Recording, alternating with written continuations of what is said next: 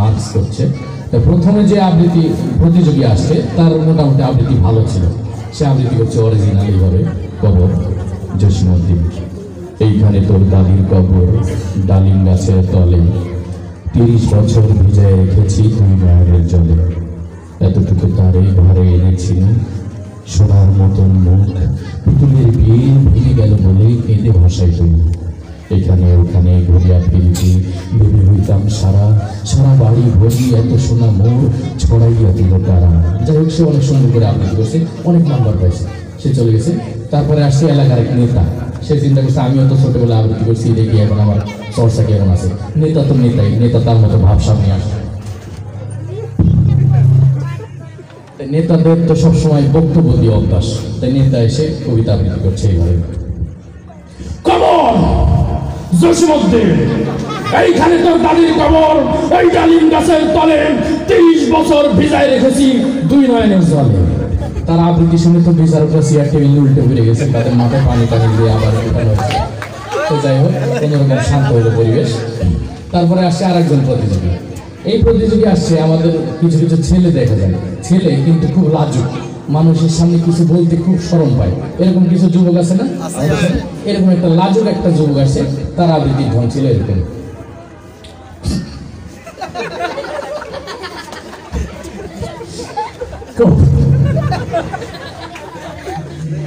এইখানে তো দাদি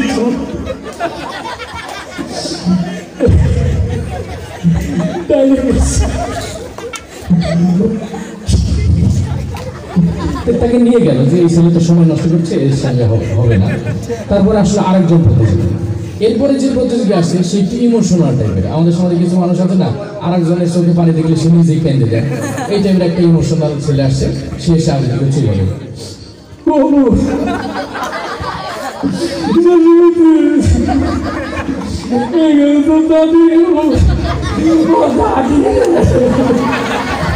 তাকেও নিয়ে গেল যে একে দিয়ে হবে না, এই যেভাবে কান্নাকাটি শুরু করছে। তারপরে আসছে একজন মুরব্বী মানুষ, বুড়া চাষা, সে চিন্তা করছে আমিও তো ছোটবেলায় আবৃত্তি করছি, দেখি এখন কেমন চর্চা আছে। তো মুরব্বী পান খেতে খেতে আসে তার মতো।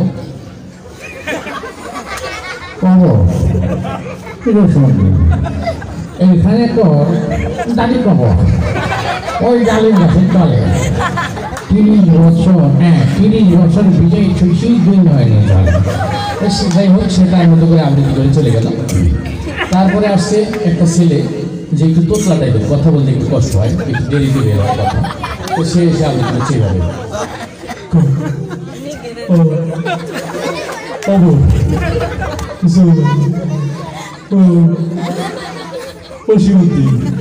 এইখানে তো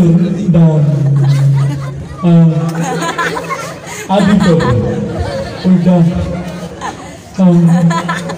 আলিম গাছের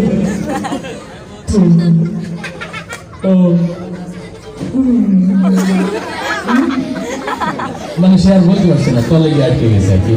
তারপর তাকে নিয়ে গেল যে একে দিয়ে কবিতা আবৃত্তি করলে তো সারা রাত চলে যাবে, আর শেষ হবে না। তারপরে আসছে আর একজন প্রতিযোগী, সে একটু ওই নোংরা পরিবেশে থাকে, তো গায়ে একটু চুলকানি টুলকানি আসে, তো সে এসে আবৃত্তি করছে কবর জসীমউদ্দিন, এইখানে তো ডালিম গাছের তলে, 30 বছর ভিজাই দিচ্ছি দুই নয়নের জলে। তো তাকেও নিয়ে গেল যে একে দিয়ে কাজ হবে না, কারণ এই যেভাবে চুলকানি শুরু করছে একটু পরে গায়ে কাপড় চুল থাকবে না, সে গেল। তারপরে আসছে আরেকজন প্রতিযোগী। এই প্রতিযোগী আবার একটু মানে সমস্যা, ওই প্রোগ্রামে এসে বিরিয়ানি বেশি খাইছে, তো পেটে একটু সমস্যা। তো সে এসে আবৃত্তি করছে এভাবে, কবর জসীমউদ্দিন।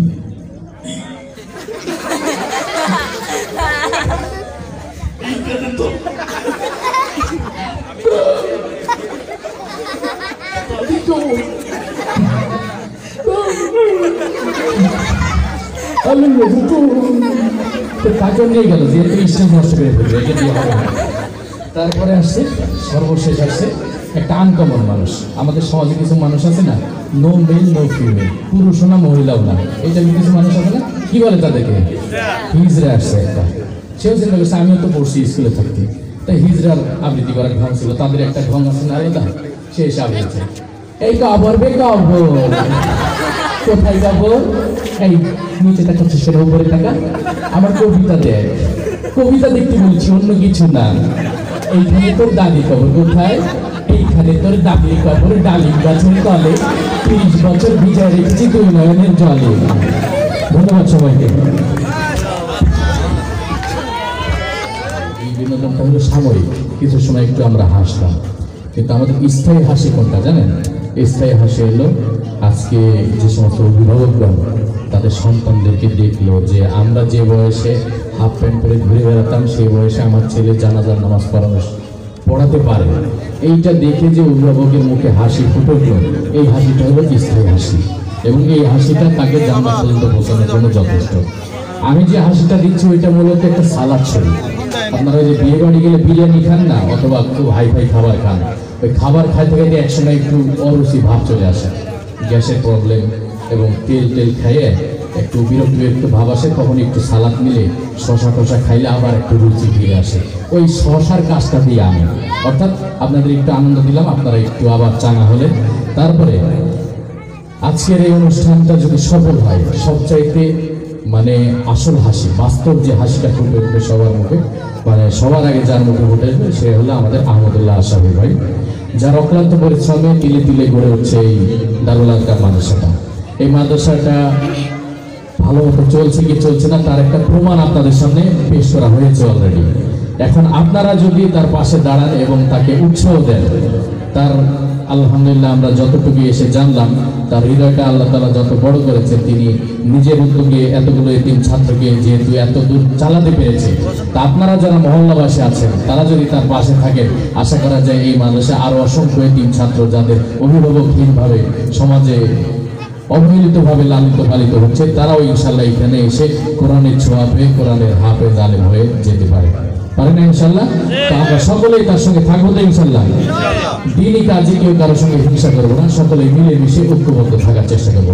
আজকে মুসলমানদেরকে ধ্বংস করার জন্য বিধর্মীরা, বিভিন্ন ধর্মের মানুষ ঐক্যবদ্ধ হয়েছে, কিন্তু আমরা মুসলমানরা নিজেরা ছিন্ন বিচ্ছিন্ন হয়ে যাচ্ছি দিন দিন।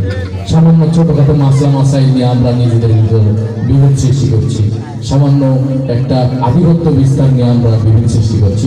যাই হোক, এইসব কথা এখন আপনাদের বললে আপনারা ঘুমায় পড়বেন, কারণ রাত অনেক হয়ে গেছে। আপনাদের ঘুম ভাঙানোর মতো বয়ান নিয়ে আমার পরে আসছেন আপনাদের এই আয়োজনের আজকে একজন আলোচিত বক্তা, যিনি সারা বাংলাদেশের একজন সুনামধন্য বক্তা, মোবারক করিম আশরাফি হচ্ছেন, তাই না? হযরত আছেন, অপেক্ষা করছেন। আমি এখন একটু আপনাদের একটু সালাদ দিয়ে চলে যাচ্ছি।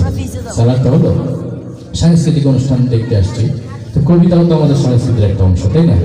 কবিতা আবৃত্তি আমরা সবাই পছন্দ করি, এবং কবিতা আবৃত্তি এমন একটা জিনিস যে কবিতা জিনিসটা যে 2-4 ঘন্টা বয়ান করে যে জিনিসটা বোঝানো যায় না, ছোট্ট একটা কবিতা দিয়ে অনেক সময় ওই বিষয়টা মানুষকে বোঝায় ফেলানো হয়। একজন কবি পুরো একটা উপন্যাসের কাহিনী তার ছোট্ট একটা 20 লাইনের কবিতার মধ্যে নিয়ে আসতে পারে, এমন একটা শক্তিশালী সংস্কৃতি সাহিত্য কবিতা। তো যাই হোক, ওই সাহিত্য আলাপ করবো না, আমার কাজ যেহেতু হাসানো, একটু হাসাই। সেটা হলো আমাদের বাংলাদেশের পল্লী কবি নামে পরিচিত যিনি, নাম কি? পল্লী কবি জসীমউদ্দীন। তার একটা হৃদয় বিদারক কবিতা আছে, যে কবিতাটি শুনলে যে কোনো মানুষের চোখে পানি আসবে। কবিতাটা হলো কবর কবিতা। এই কবিতাটা লিখে তিনি জনপ্রিয় হয়েছিলেন এবং পল্লী কবি খেতাব পেয়েছিলেন। তো কবর কবিতাটা বিভিন্নভাবে আবৃত্তি করে শোনাবো আপনাদের এখন। তো একটু সাইডে যান, নাতে ভর্তি কবিতা লাগতে পারে। তো একটা জায়গায় প্রতিযোগিতা চলছে, কবর কবিতা যে যত সুন্দর করে আবৃত্তি করবে তার মার্কস তত বেশি, তাকে পুরস্কার দেওয়া হবে। তো এরকম বিচারকরা আশেপাশে আছে, চেয়ার টেবিল নিয়ে বসে আছে।